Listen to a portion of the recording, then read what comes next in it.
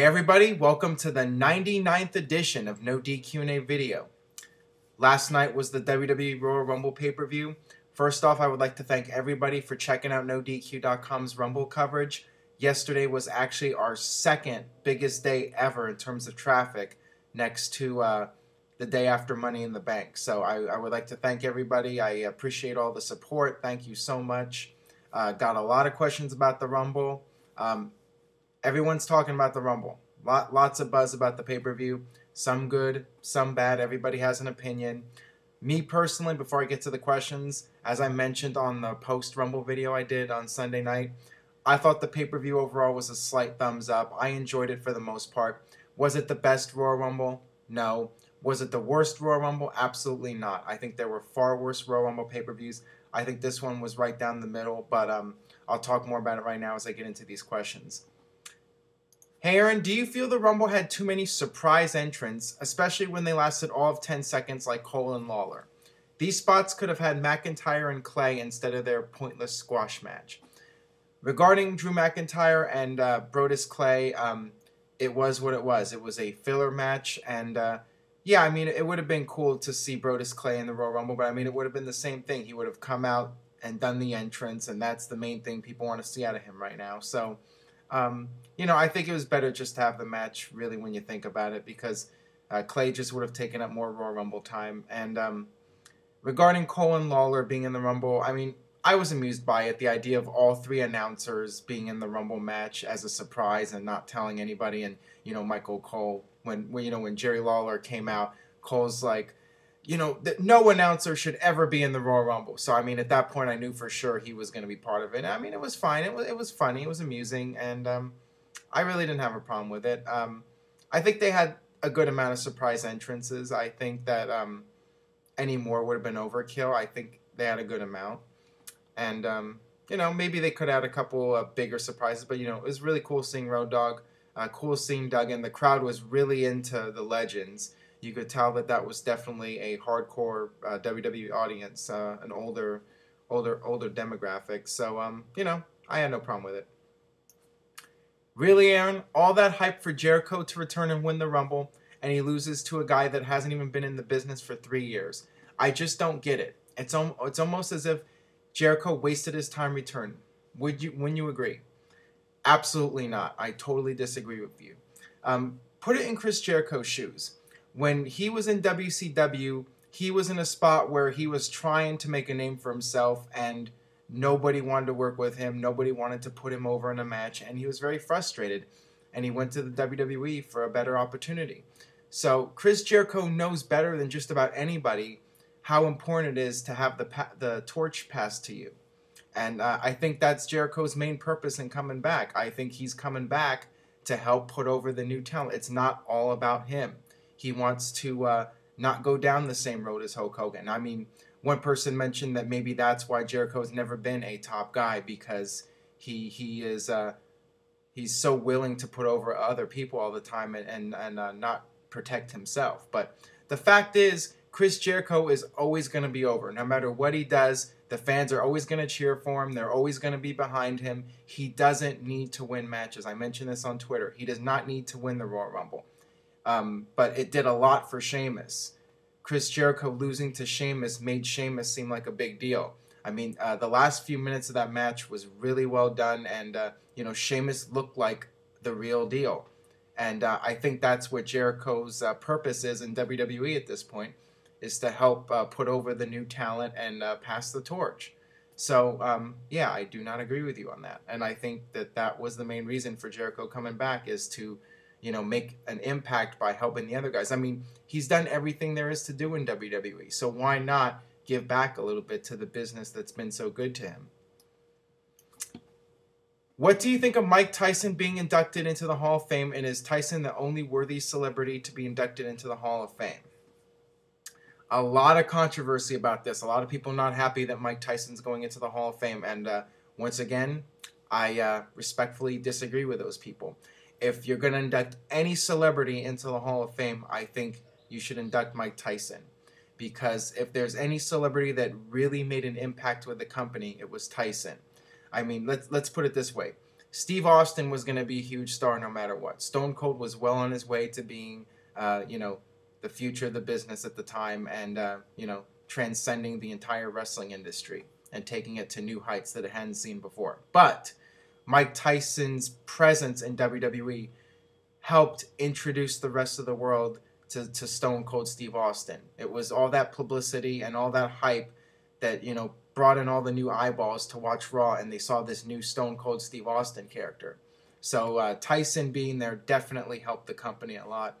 And, Tyson was very good in his role. That confrontation with Tyson and Austin was one of the most iconic moments in WWE history. And then the WrestleMania match. I mean, Tyson really looked like he was enjoying himself there. And, he made the most of the situation. And everybody gained from that. I mean, it made Tyson, in the end, he had, not necessarily the best past, but when he came to WWE and did that storyline, in the end, he was the good guy. He sided with Steve Austin, and it made Tyson look good. So it was a win-win situation for everybody. And, just ignore his past and, look at what he accomplished with WWE and how much of an impact he actually did make. And I think he does deserve to be in it for sure. Aaron, I don't think Ziggler was built up enough as a contender for the title. Ziggler's a very good wrestler, but Punk beat him like 3 times before the ref came to. It was almost like a practice match for Punk. Your thoughts? Well, I think going into the Royal Rumble match, it wasn't all about Dolph Ziggler. The main focus of the storyline was CM Punk and John Laurinaitis. And I said that Ziggler is still a mid-card act at this point, and somebody got on my case for it. Somebody said, Ziggler's a main eventer now. But you could tell how WWE booked this, that they don't really see Ziggler as the top guy yet. Now, will he get there? I think so. I think that Ziggler has one of the biggest upsides of anybody in WWE right now. But as of right now, WWE doesn't see him as the top guy yet. And you could tell by the way the match was booked. I mean, CM Punk beat him, 4 times, technically? So, Ziggler was just a guy to face CM Punk on the Royal Rumble pay-per-view. And, I don't really think there was any plan for Ziggler to actually leave the match as champion. I think that the plan was for Punk to win and go on to WrestleMania, and we'll see where it goes from here. What did you think of the surprise Rumble entrances? I very much enjoyed Road Dogg and Karma. The entire commentary team entering was a bit much, but it was pretty entertaining. Would you have done it differently if you had booked the match? The main thing I would have done differently in that match is I would have probably put in a few of the bigger stars and took out a few of the undercard guys. Like, did we really need the Uso in there and Primo and Hunico? Did we really need them in the Rumble match? Maybe you should have thrown John Cena in there or Kane or somebody else. But that's what I would have done differently, because the one thing I'll say about this year's Rumble is that for the first time since the 90s, I think that it really had a lack of star power to it. I mean, there just wasn't a lot of big names in this year's Rumble match. And perhaps there was too much comedy also. I mean, that's one complaint I've seen about it, and I will agree to some point. I think they went a little overboard with the comedy. But, right around entrant 20, they started getting more serious, and I think that was the right timing. So, you know what? Like I said, I was entertained by the Rumble, and wasn't the best one, wasn't the worst one. But as usual, it was entertaining, and it's very hard to script the Royal Rumble, in my opinion. Hey Aaron, what did you think about Sheamus winning the Royal Rumble, and where's Jericho's storyline going? Well, I think it was a good idea to have Sheamus win. I know a lot of people are saying that he doesn't deserve it and he's not really that over, but I mean, WWE has been grooming Sheamus as of the last 6 or 7 months since he turned babyface. They've been grooming him to be a top guy, and I mean, he's really over with the fans. When I was at SummerSlam, he got a huge pop, and at the Royal Rumble, he got a huge pop. I mean, the people were really into him. I think they were a little bit disappointed when Randy Orton got eliminated. I think it was a little anticlimactic for the St. Louis crowd for Orton to be out at the end. But, I still think that Sheamus is really good in the babyface role, despite what some people think. And he works the WWE style really good. I mean, he can work those matches, and, he's not the flashiest wrestler. He's not the best worker, but in terms of doing a WWE type match in a main event situation, I think Sheamus has gotten really good, and he's only been in the business for a short period of time, so he's just going to get better and better, and I think he continues to improve. So, yeah, I think it's a thumbs up. I approve of Sheamus getting the push here. And it doesn't really matter, too. I mean, some people said, well, this makes WrestleMania look really bad now that Sheamus is going to be in the world title match. But here's the thing. I've said this before. It's Rock and John Cena that's selling WrestleMania. So ultimately, it doesn't really matter what you put in the world title match or the WWE title match. So you actually have the opportunity to experiment a little bit. And, you know, you can put Sheamus in there and it won't really matter one way or another. So, I mean, the worst case scenario is his match isn't over, but it doesn't really matter because it's Rock and Cena that's selling the pay-per-view. Huge fan of the show, but I was really pissed when I went on YouTube. Did you have to name the winner of the Rumble in your video title? I don't want to unsub, so please don't ruin future pay-per-views by putting the results in the title of your results video. I'm going to make this really clear. It is my job to report news and events. My job. My job. Reporting news and events is my job. So I'm sorry about that. I'm sorry that you got spoiled, which, by the way, a spoiler is something that you leak out when it hasn't happened yet. The Royal Rumble pay-per-view was over.